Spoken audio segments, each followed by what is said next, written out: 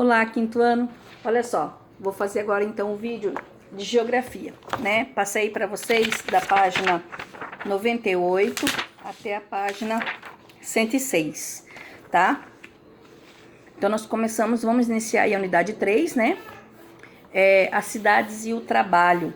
Então, na página 98 e 99, né, é uma figura, vocês vão observar e através daí tem 3 questões aqui para serem analisadas, refletidas, né, respondidas. Vocês podem anotar aí no livro mesmo, né, ou no caderno de geografia, ok? Então, já dá dois ambientes aí pra gente, né? 2 áreas, digamos assim, né? A urbana e a rural. Então, nessa mesma figura aí, estão colocando, né, esses 2 ambientes, as 2 áreas, ok? Bom, na primeira questão, né, em sua opinião, como é a vida no trabalho nas cidades? Então, né, na sua opinião, então uma resposta pessoal. Então, você vai olhar, você vai refletir e vai escrever a sua opinião, né? Argumentação, isso é ótimo para desenvolver a argumentação. Depois, e no campo, como as pessoas vivem e trabalham, né? Então, pensando no campo. E a última, como a tecnologia muda a vida no campo e na cidade, né? Porque a tecnologia hoje já está aí presente em todas as áreas, não só mais na urbana, né? Mas na rural também, certo?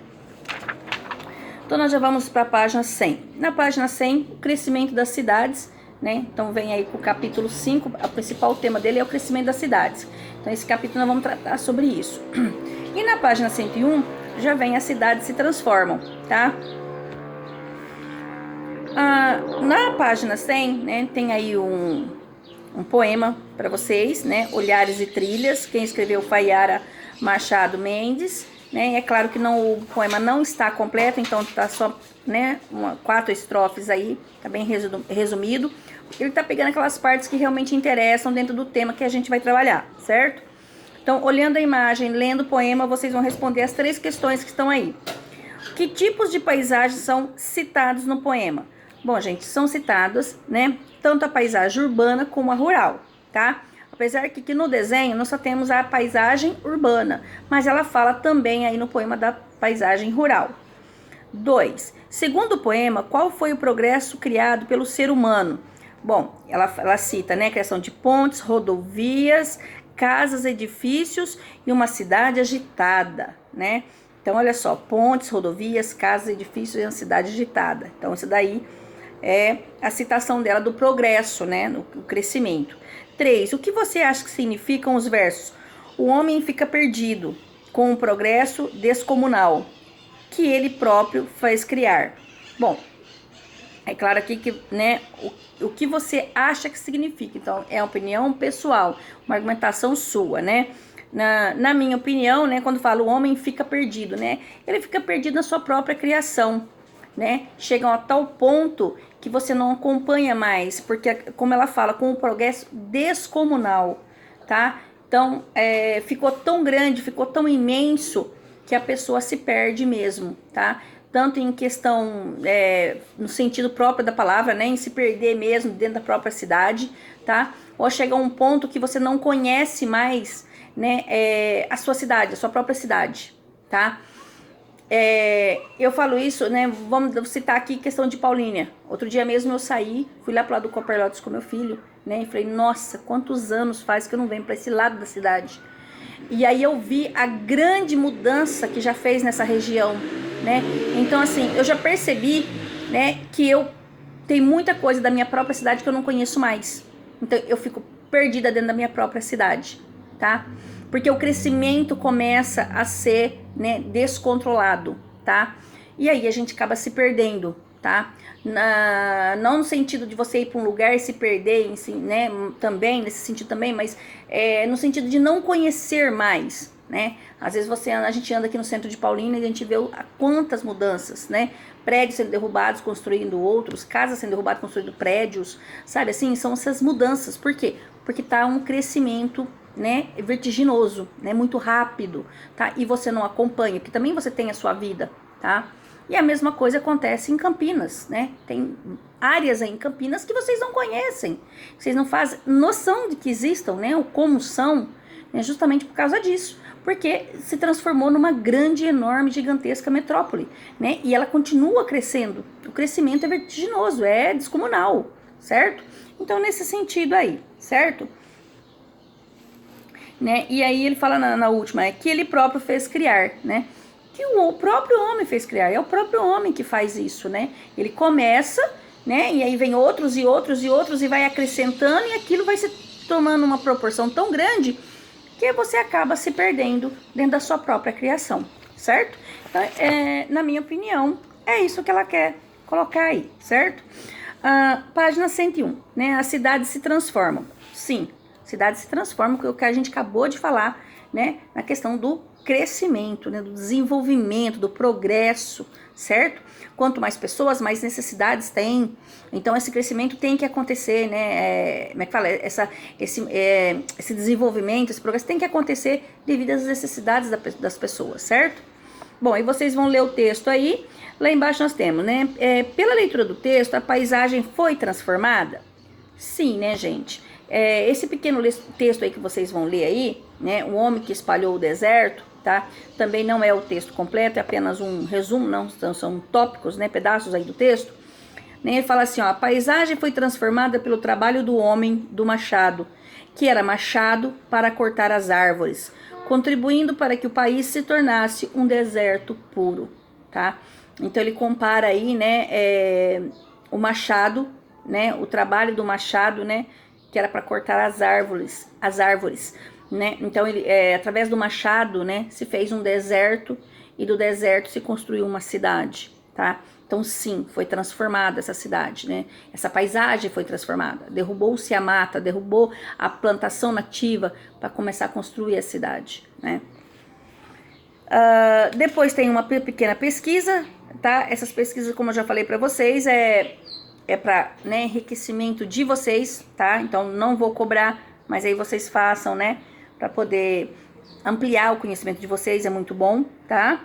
E depois aqui, bem no finalzinho, nós temos uma perguntinha, né? Tá falando em grupo, respondam, né? É claro que não dá para ser em grupo, mas a opinião de vocês, né? Pensem, né, o que vocês acham sobre esse assunto. Essa tecnologia pode ser aplicada no Brasil? Explique onde e por quê, tá? Então, dentro da notícia aí, né, desse trecho aí, né? Vocês acham que essa tecnologia pode ser aplicada no Brasil, né? E aí vocês explicam onde e o porquê, ok? Então eu vou deixar aí, no caso, na opinião de vocês, porque senão eu acabo dando opinião e vocês acabam indo muito, né, pelas minhas opiniões. Não é isso que eu quero também. Vamos para a página 102. Na página 102, então, tá começando, falando aí, né, sobre as cidades, a questão das cidades, as modificações, né, das formas urbanas, né. É claro que cada um tem o seu sistema, o jeito dessa cidade que foi criada, que foi construída, né, os objetivos, enfim, né. E aí tá falando aqui da questão da década de 1960, né, que foi criada a grande e enorme rodovia Belém-Brasília, né, porque em 1960 se construiu, planejou Brasília para ser o centro administrativo do Brasil, certo? E a partir daí, é claro, que vai irradiando, né, outras necessidades, outras possibilidades, outras cidades, enfim, certo? Então, aí tá falando sobre a questão da grande rodovia que liga Belém a Brasília, ok? Que é praticamente quase uma rodovia em linha reta, né? Tá? Mas aí vocês vão ler o texto direitinho, tá? Tem o mapa, vocês dão lá, rodovia Belém-Brasília em 2010, então vocês vão ver aí o mapa, a localização dela que tá em vermelho, né? A linha vermelha é a rodovia, ok? Os quadradinhos preto, no caso, né, é a capital federal, é a Brasília. Depois, capital estadual, lá em cima, né, em Belém, tá? O vermelho, né, tô lendo isso na legenda, viu, gente? A legenda, né? O vermelho é a rodovia e o que tá em azulzinho são os rios, no caso, ok? Embaixo vocês têm duas fotos, né? Uma de 1970, que é a construção dessa grande rodovia. Nossa, 1970, gente. Eu nasci 2 anos depois, né? Então aqui eu não tinha nascido ainda. Olha pra vocês verem, né? Tá, ela tá em preto e branco, pra vocês, né? Vocês estão vendo aí, então quer dizer, olha lá, tem mato, então foi derrubado, né? Pra poder esse mato, pra poder passar a rodovia.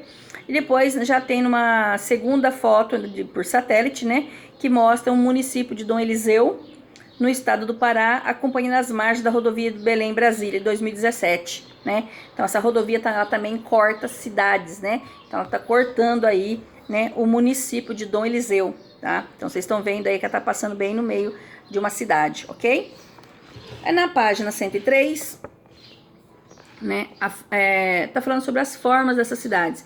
Então, além da forma linear, as cidades também podem apresentar outras formas urbanas, né? É claro, depende da administração, do planejamento. Tem cidades que não foram planejadas, que simplesmente aconteceram, de povoados passaram a vilas, de vilas passaram a cidades, e ela foi crescendo desordenadamente. Nossa, tem hora que a minha língua enrola, é difícil, né? Então, tem muitas que não foram, né, no caso, planejadas, né? Por exemplo, né, uma cidade que a gente sabe que foi planejada, construída, tudo dentro do padrão certinho, Brasília, né? Então, a gente vem falando já há algum tempo sobre Brasília, sobre a criação, né, planejamento, né, a organização de Brasília, né? Ela foi, né, planejada em um formato de avião, né? Então, ela foi construída dentro disso, ok? Mas tem muitas que não seguem, às vezes, um planejamento, ok? Bom, continuando aí, né, o desenho criado por essa forma parece um sol. Ah, tá. Antes disso, algumas cidades crescem a partir de um núcleo central e por corredores radiais, né? O desenho criado por essa forma parece um sol, um centro a partir do qual saem raios de diferentes tamanhos e direções, tá? E um exemplo disso, né, tá dando aí, que é São Paulo. Apesar que São Paulo não é um exemplo muito, como é que fala? Muito bom sobre essa questão aí né, de uma cidade radial, tá? Porque geralmente essas cidades, gente, elas têm um círculo. Se vocês colocar no Google cidade radial, né, colocar imagens, vocês vão ver direitinho, tem fotos aí, e vocês vão perceber como é que é uma cidade radial. Então ela começa geralmente a partir de como se fosse um círculo mesmo, e desse círculo então ela vai partindo os raios e vai crescendo, né, se expandindo e aumentando esse círculo, tá? Vamos pensar em Campinas. Em Campinas nós temos aí lá o castelo, né, lá na Andrade Neves, lá, né, tem aquela rotatória, aquele círculo, e ali a partir do círculo vocês veem que foi expandindo Campinas. Então é isso, tá? Então, ali, a partir dali, vocês veem que vai crescendo, ela vai irradiando, né? Como se tivesse um centro, um sol ali, e ela vai crescendo em torno disso, tá? Então, é isso aqui que tá explicando, ok? Bom, e já tem outras cidades que não. Tem outras cidades que, olha aí, parece um tabuleiro de xadrez, né? Ela é toda quadriculadinha, toda certinha, né? Isso, é claro, gente, que também leva muito em consideração o quê? O local dela, tá? Tem local que dá pra fazer uma cidade radial, né? Outras já dá para fazer uma cidade dessa forma aqui, né? Toda quadriculadinha, toda certinha, né? Porque é um relevo plano, né? Se é um lugar montanhoso, né? Tem rios, enfim, já tem que mudar a forma dessa cidade, ok? Bom, aí nós temos duas questões aí, né? Número 1, pesquise no site da prefeitura do seu município, em um atlas ou em imagens aéreas, como é o desenho das ruas da região central da sua cidade. Esse desenho assemelha-se a alguma das formas urbanas citadas? Qual? Conte a turma. Bom, no caso, eu já até citei Campinas, já falei para vocês ali da rotatória do monumento ali do castelo, né? E a partir dali, então, Campinas é uma cidade radial, tá? Ela irradia, ela foi crescendo a partir dali e foi, tá? Aí vocês podem pesquisar, vocês podem ver, né? Coloquem no Google que vocês vão ver que interessante que é, né? E Campinas é um exemplo disso, tá? Então, é um exemplo de cidade radial. 2. No caderno, faça uma representação bem simples do desenho formado pelo sistema viário do centro de sua cidade. Então, vocês vão desenhar um círculo, né? Pode fazer um monumento e a partir dali vocês vão, né, saindo as ruas como se fosse um sol. E foi o que eu falei para vocês. Coloque ali no Google, né, cidade radial, coloque imagens que vocês vão ver fotos de cidades assim e como que é lindo, maravilhoso, né? Uma cidade sendo desenhada dessa forma, sendo desenvolvida dessa forma, né? Sendo planejada, organizada, ok? Na página 104, gente, nós já vai passar falando sobre as funções de cidades, né? Então, cada cidade geralmente tem uma função. Antigamente era mais fácil de colocar essas funções dessas cidades, certo? Então, né, as cidades eram feitas em locais, né, estratégicos, locais que de fácil acesso, que daria para transportar cana-de-açúcar, o café, né, o gado, os escravos, enfim, né? Então tinha a sua função, né? Hoje em dia não, devido ao crescimento e a diversificação aí, né, de tecnologia enfim, do comércio, da produção, né, do capitalismo, é claro que se mudou muito essas funções dessas cidades, né? A cidade, ela foi transformadas e é claro que a função delas também acaba sendo transformadas. Então isso é natural, ok? Na página 104, ele está citando para vocês a cidade de Natal, né? Que na verdade ela foi construída, né, planejada por uma coisa, né, e hoje ela é totalmente diferente a função dela, certo? Então vocês têm 4 fotos aí, né? Tem 1, 2, 3 e 4, certo? A primeira foto está explicando, está falando o contexto histórico dessa cidade, porque para você saber exatamente a função, né, dessa cidade, o porquê que ela surgiu, né, você tem que ler a história dessa cidade, o histórico dela, né? Tem que ver desde lá dos primórdios, né, e conforme o crescimento dela, certo? Então, em 1597, os portugueses chegaram à área que hoje corresponde à cidade de Natal para colonizar as terras. Encontraram forte resistências indígenas e de piratas franceses. Então, nessa região, nessa época, em 1597, né, os índios, né, foram resistentes e os franceses já estavam nessa região, tá? E é claro que Portugal não ia deixar barato, né? Então eles queriam, né, expandir, né, o território deles, então eles enfrentavam e iam até as vias finais, que era no caso a guerra mesmo, se fosse preciso. Pouco tempo após tomarem o local, então os portugueses conseguiram tomar esse local tanto dos índios quanto dos franceses, né? E começaram a construir em 1598, então, a fortaleza da Barra do Rio Grande, né? Que mais conhecida como Forte dos Reis Magos. Então, vocês estão vendo aí na foto, né, esse Forte dos Reis Magos, ok? Em Natal. Para defender dos ataques à ocupação portuguesa. Foto de 2014, tá? Então, os portugueses construíram esse forte, né? Porque eles se defendiam dos ataques e assumiram a ocupação, ok? Na foto 2, situada no extremo leste da América do Sul e banhada pelo Oceano Atlântico, a cidade ocupa posição estratégica, né? Natal, sim, ela está numa posição muito estratégica aí para eles, né? Muito fácil acesso. Durante a Segunda Guerra Mundial, 1939 a 1945, a cidade serviu de base militar para navios dos Estados Unidos, tá? Então, Natal foi cedida, né, para os Estados Unidos na Segunda Guerra Mundial, para os navios. Então, os navios, né, paravam aí. No século atual, o desenvolvimento urbano de Natal acelerou e sua população cresceu, chegando a mais de 877 mil habitantes em 2016, imagem de satélite de 2017. Então, vocês estão vendo aí, né, que ela faz um bico, né, o oceano, então fica muito estratégico para os navios chegarem e aportarem aí. Já na foto 3, né, vocês têm aí, né, uma estação, tá? Que em 1965, né, foi inaugurada em Natal a base aérea Centro de Lançamento da Barreira do Inferno, CLBI. É um importante centro de lançamento de foguetes, tá? De colete de dados espaciais e de pesquisas desenvolvidas pela Aeronáutica Brasileira, foto de 2014, tá? Depois, a número 4, né, a infraestrutura urbana de ruas, né, já é a cidade mesmo em si.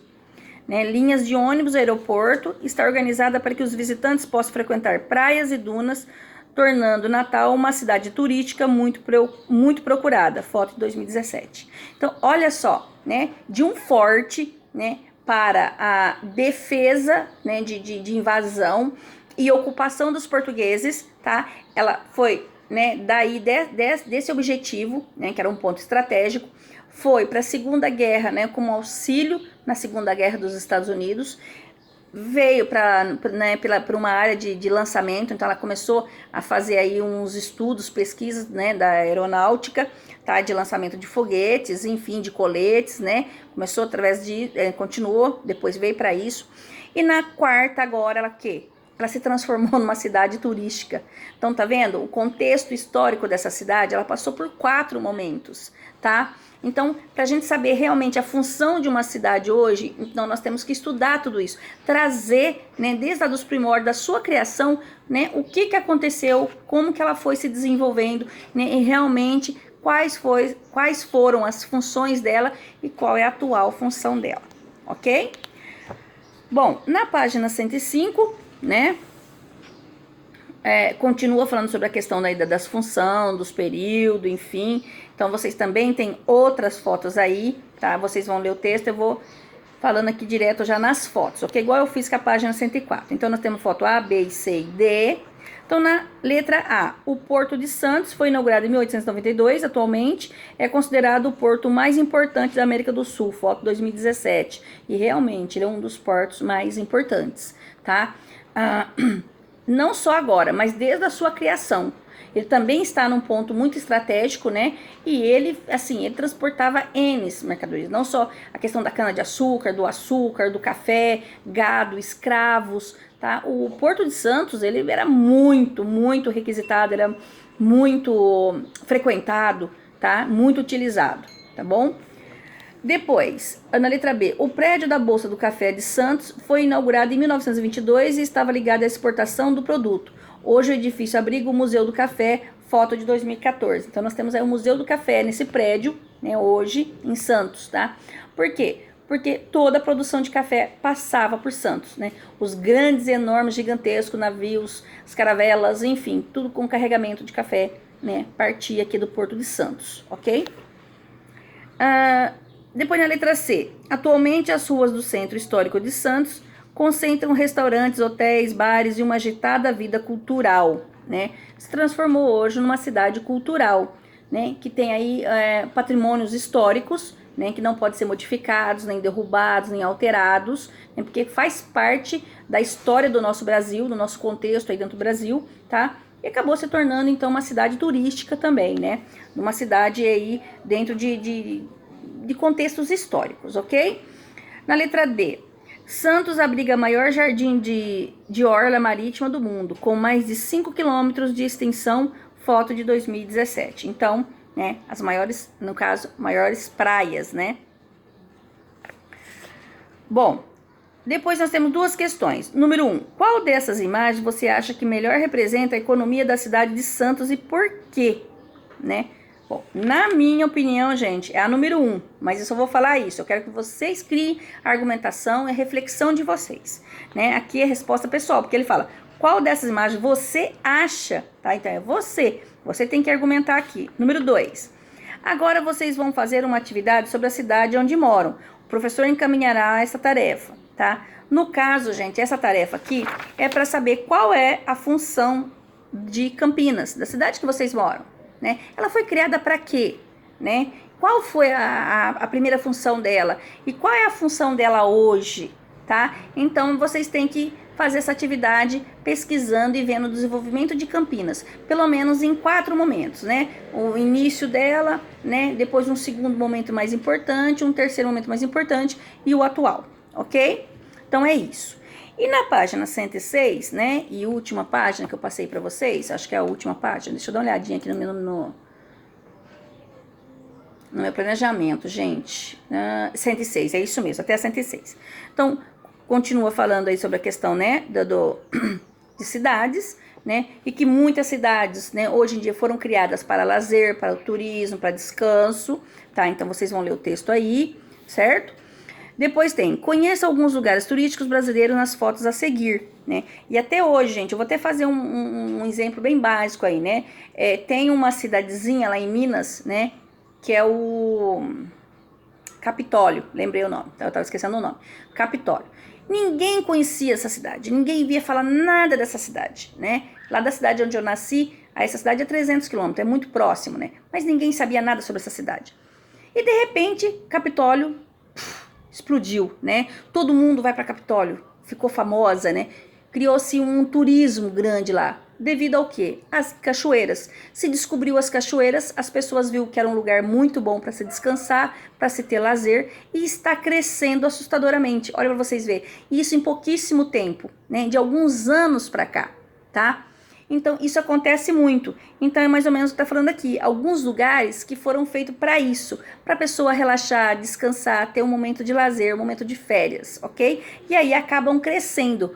Por quê? Porque vão pessoas para lá para trabalharem, tá? Não, eu vou para lá que eu vou trabalhar no turismo, vou, né, montar uma pousada, alguma coisa, enfim. E essa cidade acaba crescendo, tá?